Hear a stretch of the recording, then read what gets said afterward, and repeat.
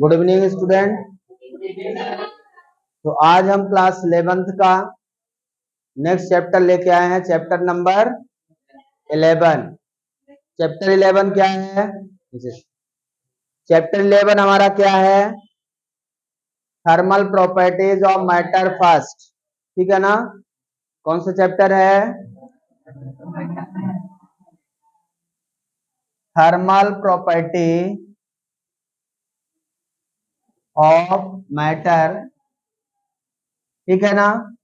Thermal property of matter का मतलब, thermal का मतलब क्या होता है? थर्मल का मतलब होता है हीट से। हीट फॉर्म ऑफ एनर्जी है। हीट क्या है? Form of energy. Heat is the form of energy, जिसके कारण with the cause of this any body are feels hot और कूल्ड। हॉट और कूल्ड, कोई भी बॉडी मुझे गर्म या ठंड क्यों लगती है? Because of heat energy. ठीक है ना? तो हीट एनर्जी के कारण ही कोई भी बॉडी हमें क्या लगती है? गर्म या ठंड लगती है। ठीक है ना? और हीट का मेजरमेंट टेम्परेचर है। यही कोई बॉडी हॉट है या कूल्ड है, तो बॉडी कितनी हॉट है ये मुझे मेजर करना है, तो मुझे क्या करना पड़ेगा? उस हीट का मेजरमेंट करना पड़ेगा। उस हीट का मेजरमेंट क्या होता है? टेम्परेचर। क्या होता है? Temperature. Temperature is the measurement of hotness और कोल्डनेस, डिग्री ऑफ हॉटनेस और कोल्डनेस। गरम जो है वो या ठंड है, उसका डिग्री मेजर करना है, कितने डिग्री है। तो हम लोग केल्विन में या डिग्री सेल्सियस में या फ़ारेनहाइट में या र्यूमर स्केल में, डिफरेंट काइंड ऑफ स्केल हमने पढ़ा है। ठीक है ना? वो आपने भी पढ़ा होगा। हो चुका है ये कि नहीं हुआ है? और रिलेशन भी हो गए हैं। अब आता है thermal property of matter. Matter हमारे क्या है? Solid, liquid, gas.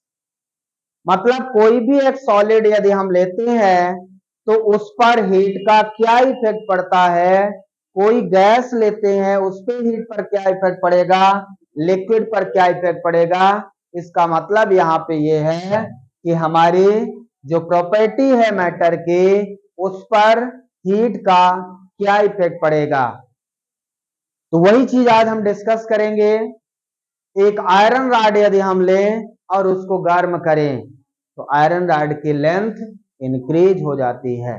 टेम्परेचर बढ़ने से लेंथ इंक्रीज होती है। That is called thermal expansion. Thermal expansion का नाम क्या है और क्यों पड़ा? थर्मल एक्सपेंशन हेडिंग लगाएंगे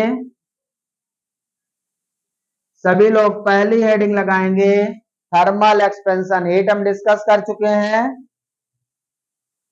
ठीक है? Thermal expansion. ठीक है? थर्मल एक्सपेंशन क्या है?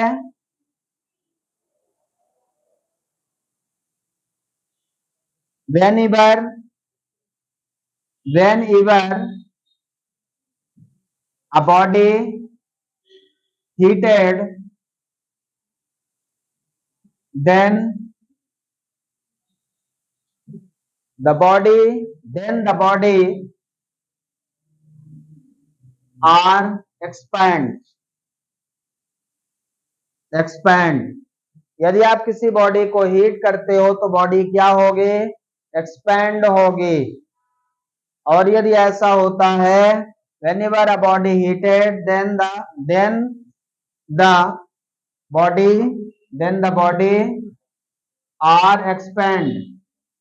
body are expand, ठीक है? this phenomena is called thermal expansion. क्या कहलाता है? थर्मल एक्सपेंशन कहलाता है भाई। थर्मल एक्सपेंशन का मतलब है कि किसी बॉडी को जब आप हीट करते हो तो वो एक्सपेंड हो जाती है। एक्सपेंड होने का क्या मतलब है? लंबाई में चेंज आ जाता है, उसकी एरिया में चेंज आ जाता है, उसके वॉल्यूम में चेंज आ जाता है। एक्सपेंड कई प्रकार से होता है।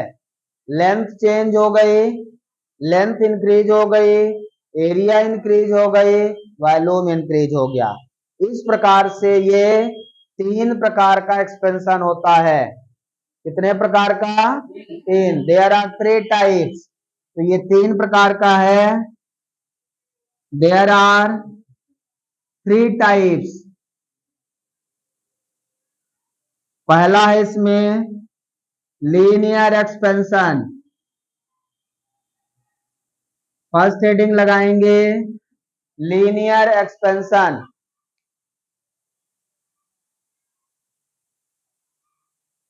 लीनियर का मतलब लेंथ में। when length of body increases on the heating of body, यदि किसी बॉडी को गर्म किया जाता है तो उसकी लेंथ में इंक्रीमेंट होता है। ऐसे एक्सपेंशन को हम लोग क्या बोलते हैं? Linear expansion. तो क्या लिख दें? If only length if only length of a substance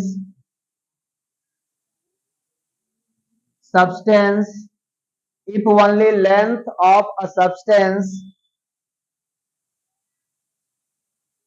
increases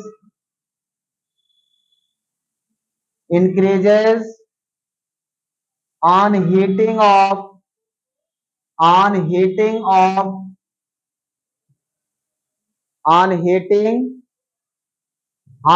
बस लिख देता हूं on heating। if only length of a substance increases on heating is called linear expansion। Linear expansion clear है भाई? लीनियर एक्सपेंशन क्या है? यदि किसी सब्सटेंस को हम गर्म करते हैं तो उसकी केवल लेंथ इंक्रीज होती है, तो ऐसे एक्सपेंशन को हम क्या बोलते हैं? Linear expansion. अब यदि आप उसको हीट करते हो तो उसकी लेंथ इंक्रीज होती है। इसका क्या मतलब है? तो लेंथ कितनी इंक्रीज हो जाती है ये समझना है हमें। एक हमारे पास रॉड है, मान लीजिए ये इसकी ओरिजिनल लेंथ है। जैसे इसको हीट करते हैं तो इसकी लेंथ इंक्रीज हो जाती है। समझ पा रहे हैं? स्मॉल एल या डेल्टा एल लिख देता हूं। डेल्टा एल कितनी लेंथ बढ़ जाती है? Delta L. स्मॉल एल इसकी ओरिजिनल लेंथ है और डेल्टा एल इसकी इंक्रीज लेंथ है। अब ये लेंथ किसके डायरेक्टली प्रोपोर्शनल होगी? किन किन चीजों के? तो इसको हम क्या कर रहे हैं? टेम्परेचर दे रहे हैं, मतलब हीट दे रहे हैं। हीट हम दे रहे हैं डेल्टा टी। कितना हीट दे रहे हैं? डेल्टा टी टेम्परेचर बढ़ा रहे हैं इसका। तो जैसे जैसे टेम्परेचर बढ़ेगा वैसे वैसे इसकी लेंथ चेंज होगी। तो इसकी लेंथ 2 चीजों पर निर्भर करती है, एक तो इसकी ओरिजिनल लेंथ, दूसरा इसका डेल्टा टी पे। तो अब यहां पे हम लिखेंगे, ये बना लीजिए,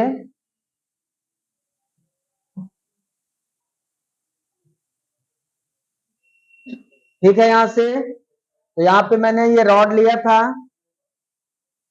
increase in length delta L of rod is directly proportional to original length of rod. किसके डायरेक्टली प्रोपोर्शनल है? ओरिजिनल लेंथ जितना इसकी है। इसकी ओरिजिनल लेंथ क्या है? Small L. डेल्टा एल क्या है? Increase in length. कब लेंथ इंक्रीज होगी? जब टेम्परेचर बढ़ेगा रॉड का। तो इंक्रीज इन लेंथ किन चीजों पे निर्भर करता है?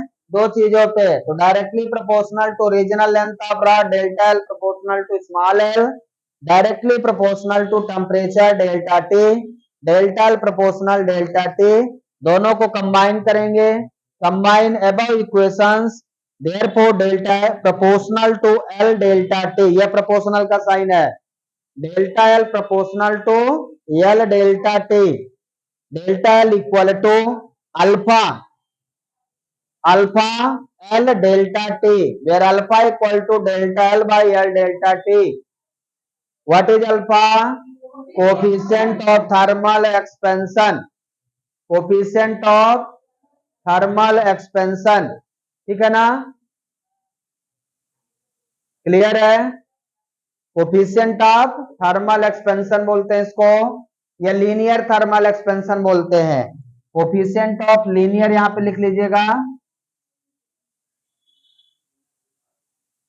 Linear thermal expansion. पता चला कि थर्मल एक्सपेंशन तो शब्द होंगे और आगे भी होंगे। क्लियर है यहां तक? किसी कोई डाउट है? ये हो गया हमारा थर्मल एक्सपेंशन। अब आता है second number,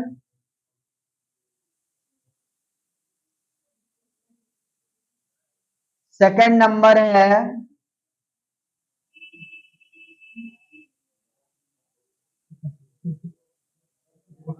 surface सरफेसियल expansion.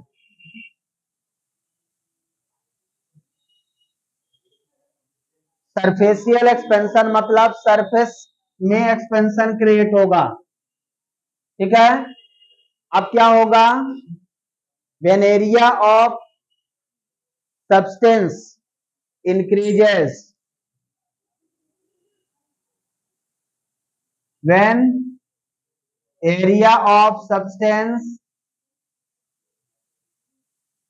increases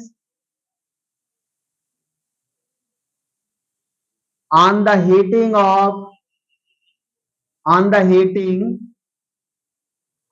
heating is called surfacial expansion. Clear है? सरफेसियल का मतलब सरफेस में एक्सपेंशन। अभी तक लीनियर एक्सपेंशन पढ़ा, केवल लेंथ में एक्सपेंशन था, केवल लेंथ इंक्रीज हो रही। अब उसका सरफेस इंक्रीज हो रहा है। अब क्या इंक्रीज हो रहा है? सरफेस इंक्रीज हो रहा है। तो heating, when area of substance increases on the heating is called superficial expansion. ठीक है ना? तो क्या चेंज होता है इसका? Area. The increase in area delta A, increase in area delta A is number first, इसमें भी वही होगा, is directly proportional to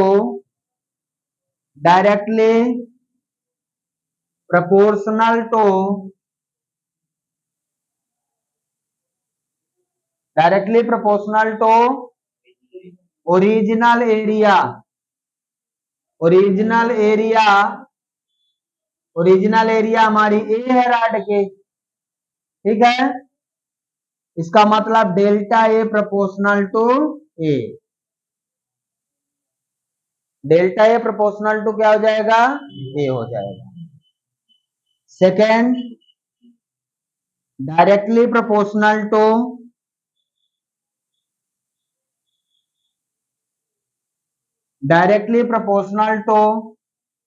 temperature delta T, मतलब delta A proportional to delta T. दोनों कंबाइन कर लेंगे। कंबाइनिंग अबव इक्वेशंस,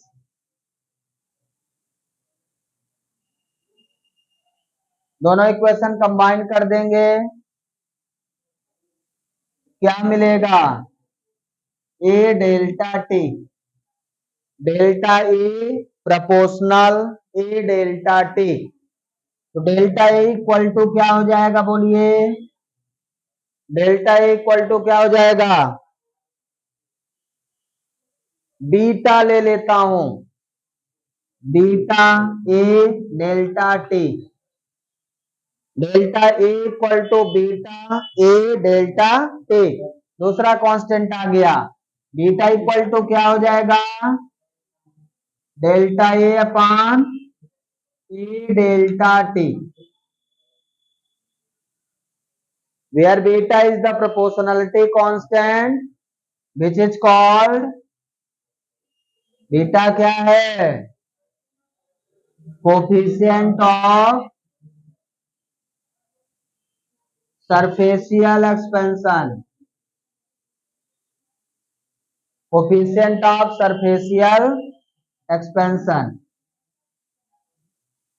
क्लियर है भाई, अल्फा हमारा लीनियर एक्सपेंशन था, coefficient of linear expansion, beta क्या है, कोफिशिएंट ऑफ सरफेशियल एक्सपेंशन।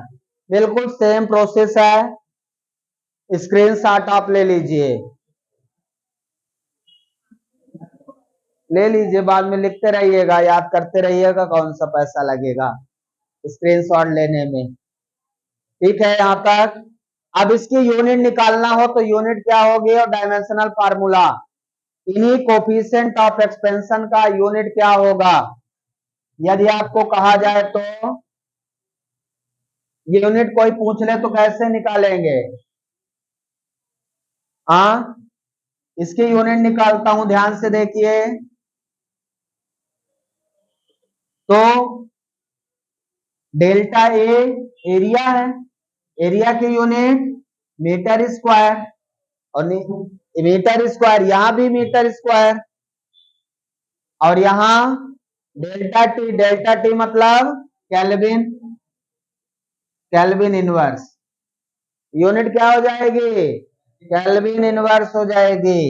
और डायमेंशनल फार्मूला क्या हो जाएगा भाई, m0 l0 t0 k inverse, केवल के इनवर्स होगा डायमेंशनल फार्मूला। यही यूनिट अल्फा की भी होगी, यही यूनिट बीटा की भी होगी, यही यूनिट गामा की भी होगी, अल्फा की भी सेम यूनिट होगी, डायमेंशनल फार्मूला भी सेम लिख लें, अल्फा की भी यूनिट यही होगी के इनवर्स बीटा की, मतलब जो कोफिशिएंट है इनकी सभी के यूनिट सेम रहेगी, यूनिट आप लिख लें, केल्विन इनवर्स। यहां तक किसी कोई डाउट है? अब देखिए मैं तीसरा स्टार्ट कर रहा हूं, यहां पे तीसरा हमारा है volume expansion, third number reading लगाएंगे, वॉल्यूम एक्सपेंशन। तो वॉल्यूम एक्सपेंशन में क्या होगा, उस सब्सटेंस का वॉल्यूम इंक्रीज होगा, जब आप उसको हीट करेंगे तो क्या इंक्रीज होगा, वॉल्यूम। तो व्हेन, यहां पे when volume of substance, when volume of substance increases on the heating is called volume expansion। पूरा आप लिखेंगे, when volume of substance increases on the heating is called volume expansion। यदि length increase होती है तो linear expansion, area increase होता है तो वॉल्यूम एक्सपेंशन, सॉरी सरफेशियल एक्सपेंशन, और वॉल्यूम इंक्रीज होता है तो वॉल्यूम एक्सपेंशन। नाम से ही समझ में आ रहा है, when the area increases, the increase in volume, the increase in volume delta B is, increase in volume delta B is directly proportional to original volume, original volume क्या है, V है, तो delta B directly proportional to V, directly proportional to temperature, ये यही रहेगा।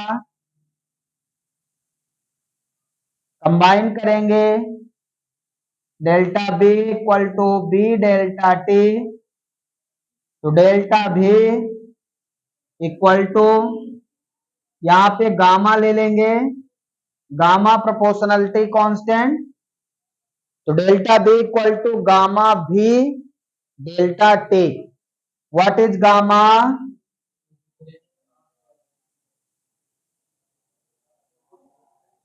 Gamma क्या होगा? Coefficient of volume expansion, coefficient of volume expansion. बिल्कुल सिंपल है, उसी तरह से है। यूनिट यहाँ पे गामा की सेम हो जाएगी, डायमेंशनल फार्मूला सेम हो जाएगा। अल्फा बीटा गामा की यूनिट सेम है, डायमेंशनल फार्मूला भी सेम है। पूरा अच्छे से लिख लें यहां तक।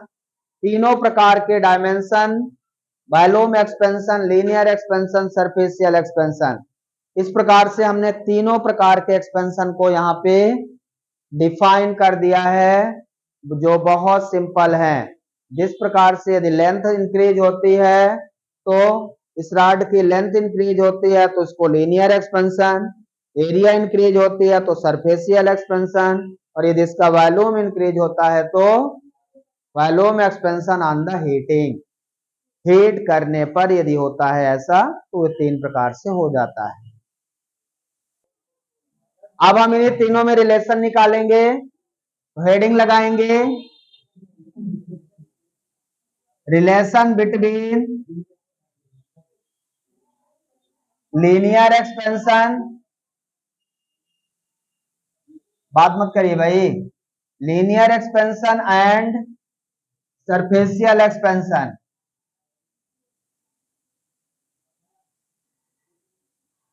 पहले इन दोनों में रिलेशन फाइंड कर लेते हैं, फिर उन दोनों में रिलेशन फाइंड कर लेते हैं।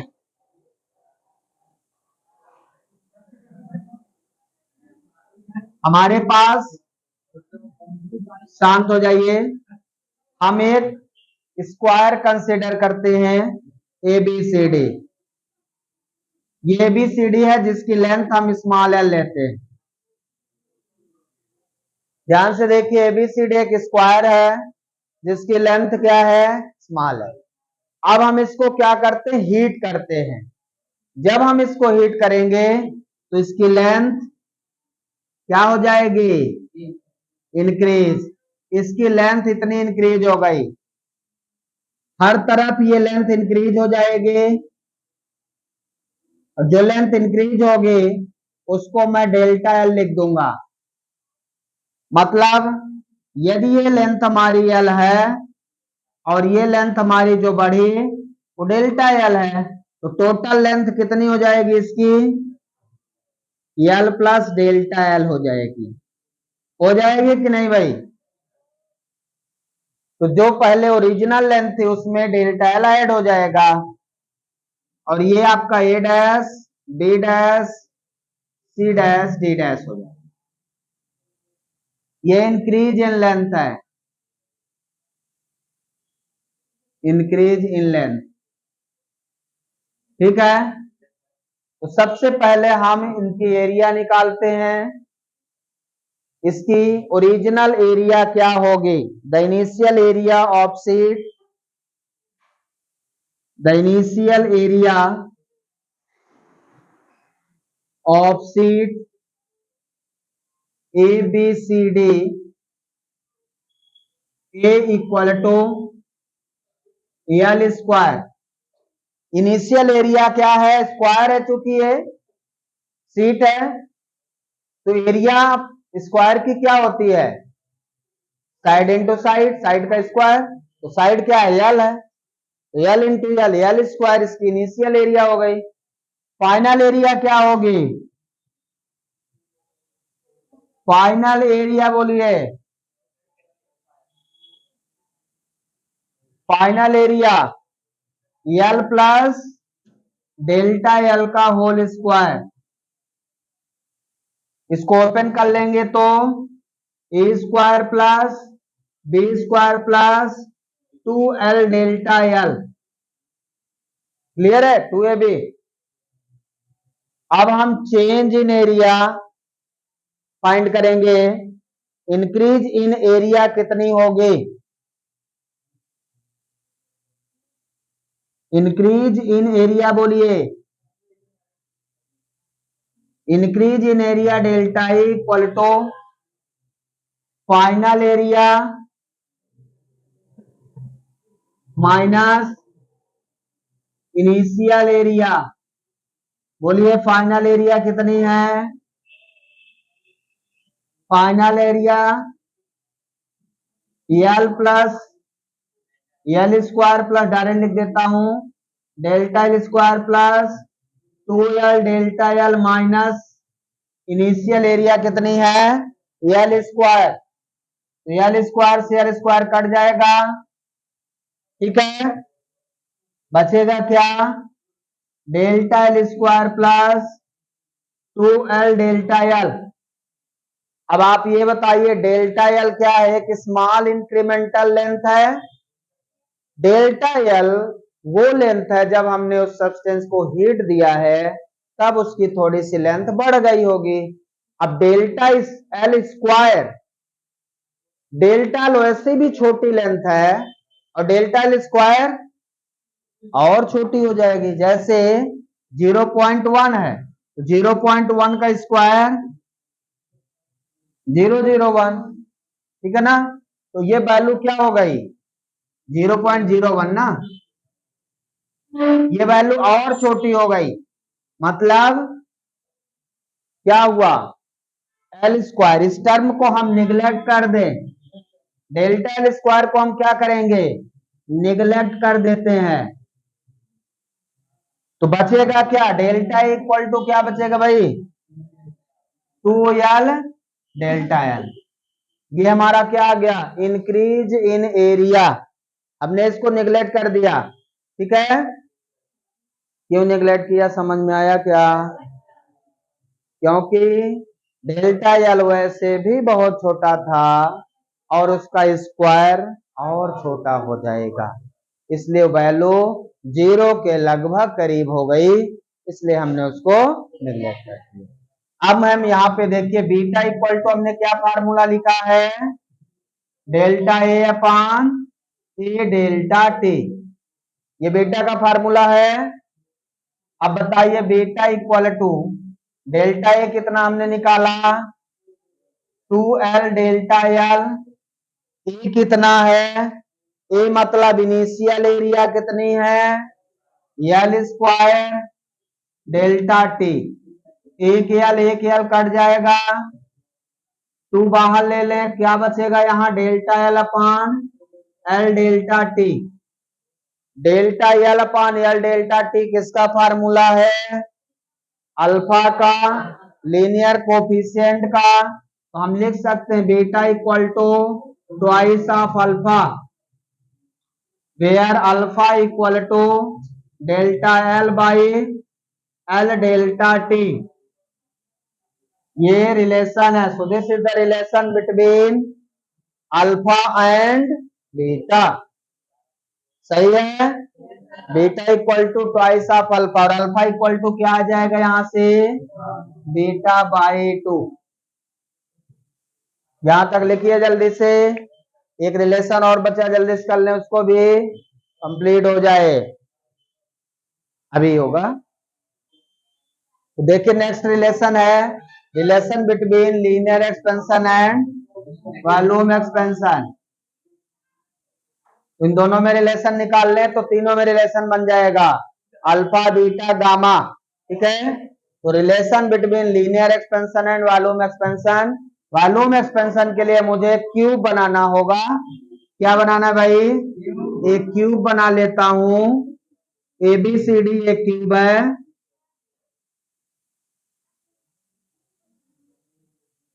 ये क्यूब हो गया, देखिए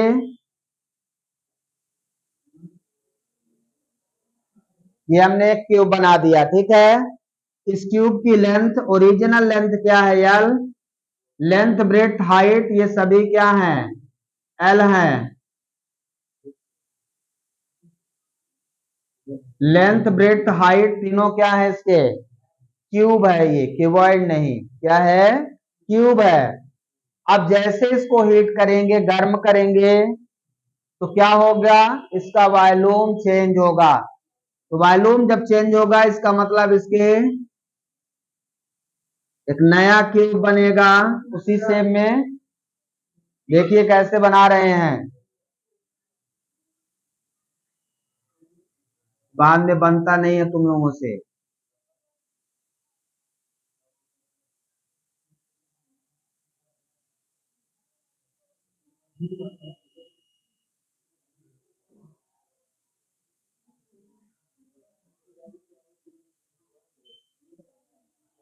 ये बन गया।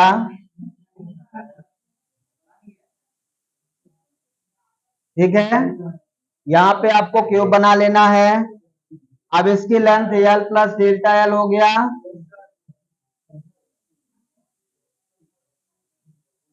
ध्यान से देखिए, इसकी इनिशियल वॉल्यूम क्या होगा, V equal to L cube.